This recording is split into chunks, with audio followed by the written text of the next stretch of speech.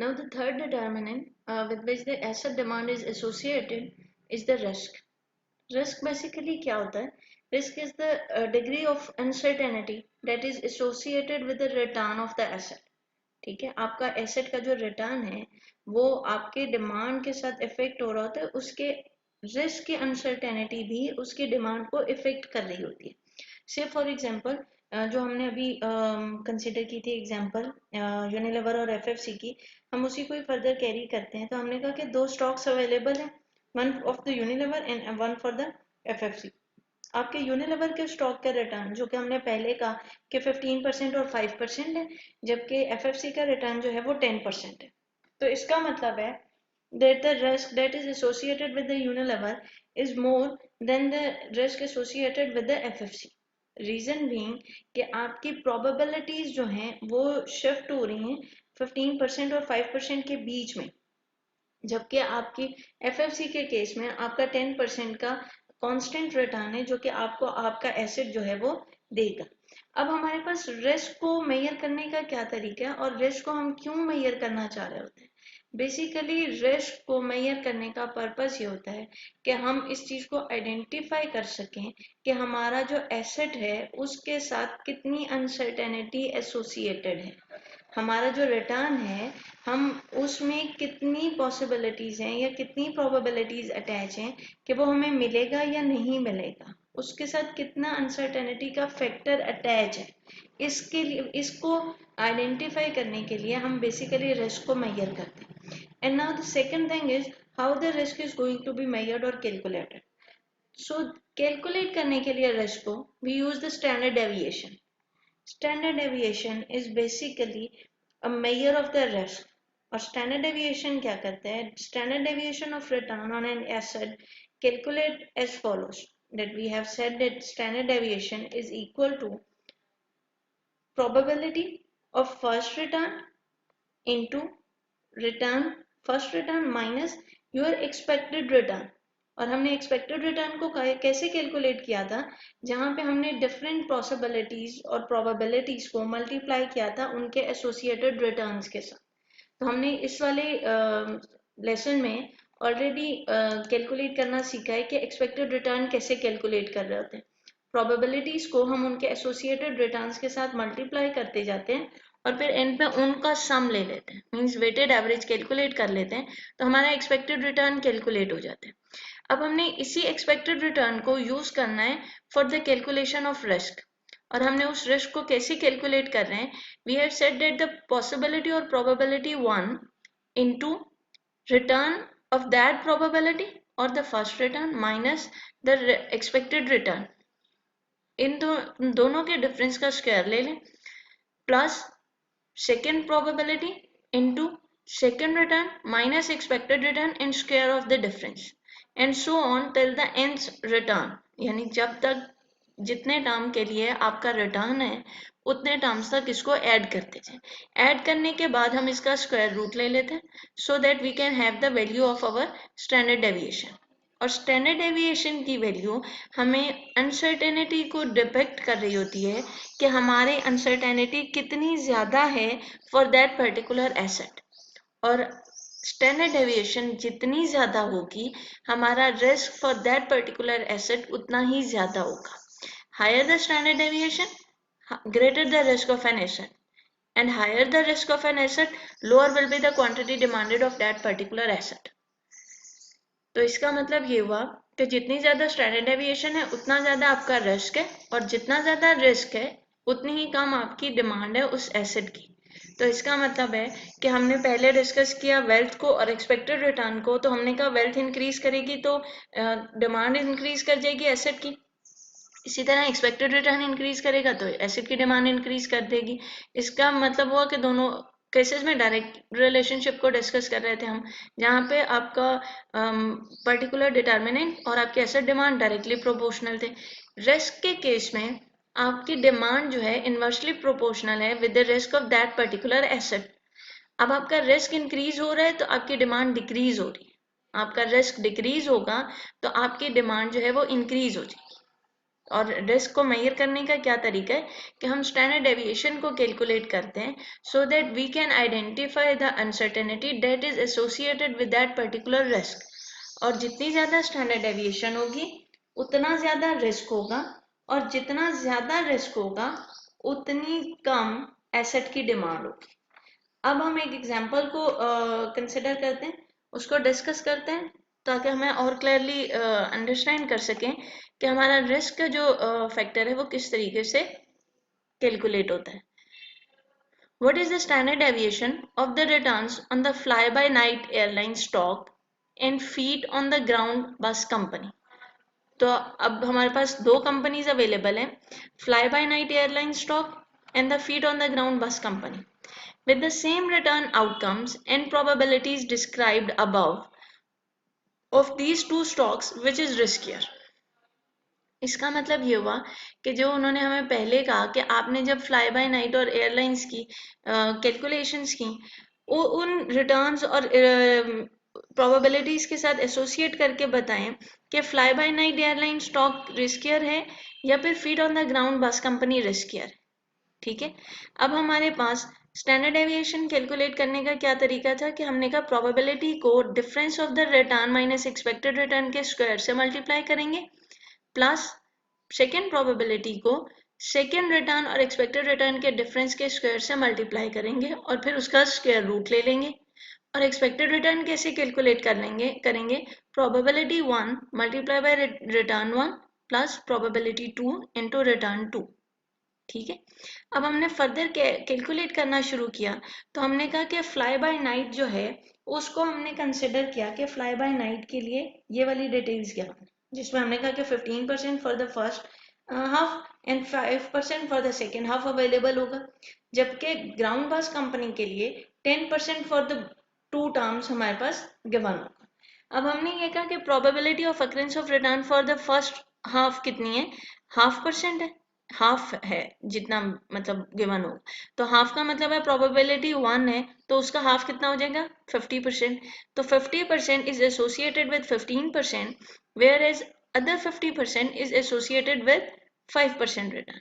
तो हमारे पास टोटल एक्सपेक्टेड रिटर्न कितना कैलकुलेट हो जाएगा 0.50 probability 1 multiply by 0.15 which is the return 1 plus 0.50 probability 2 multiplied by 0.05 और 5% which is the return second, और हमारे पास total expected return कैलकुलेट हो गया 0.10 for the fly by night airlines के लिए।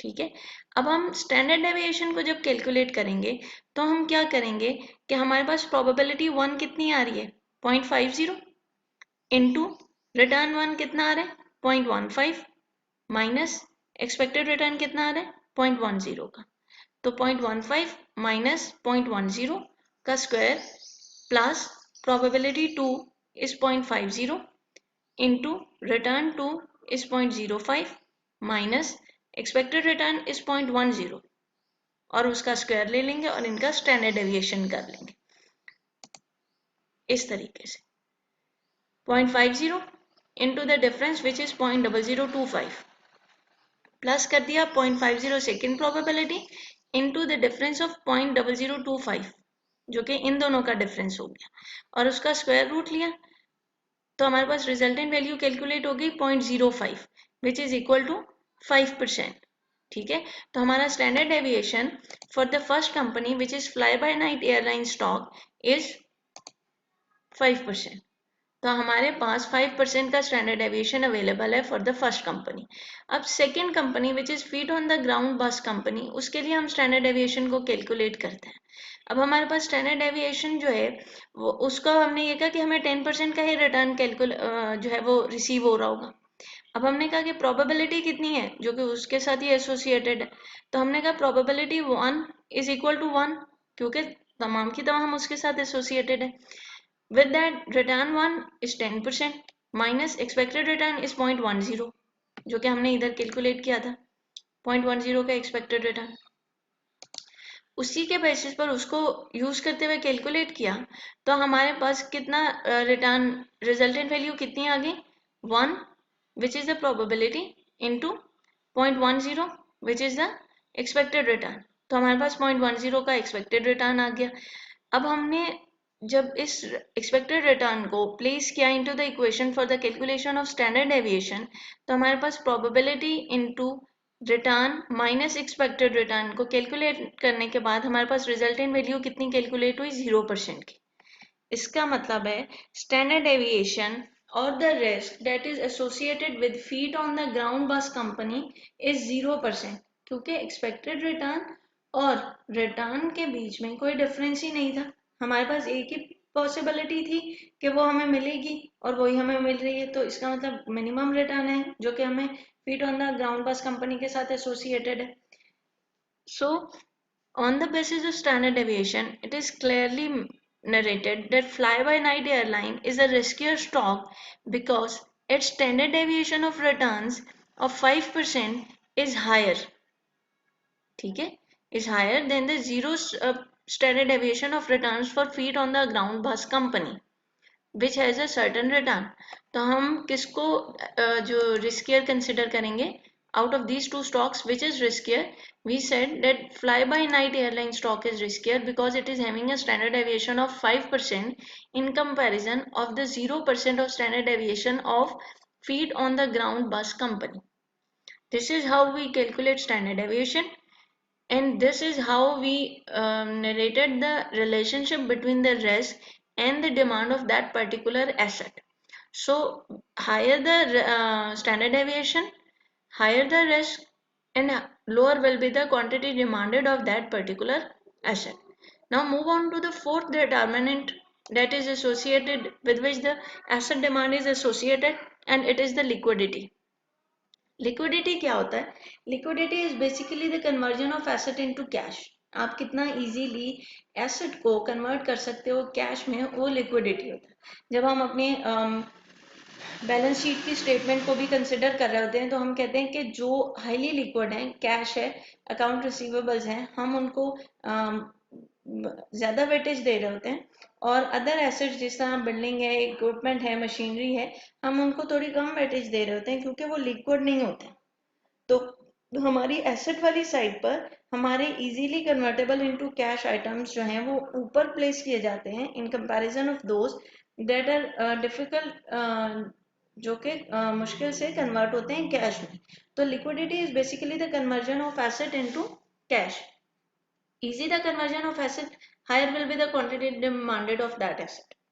आप जितना इजीली एसेट को कन्वर्ट कर सकोगे कैश में, उतनी ही ज्यादा उसकी डिमांड जो है वो एसेट की होगी।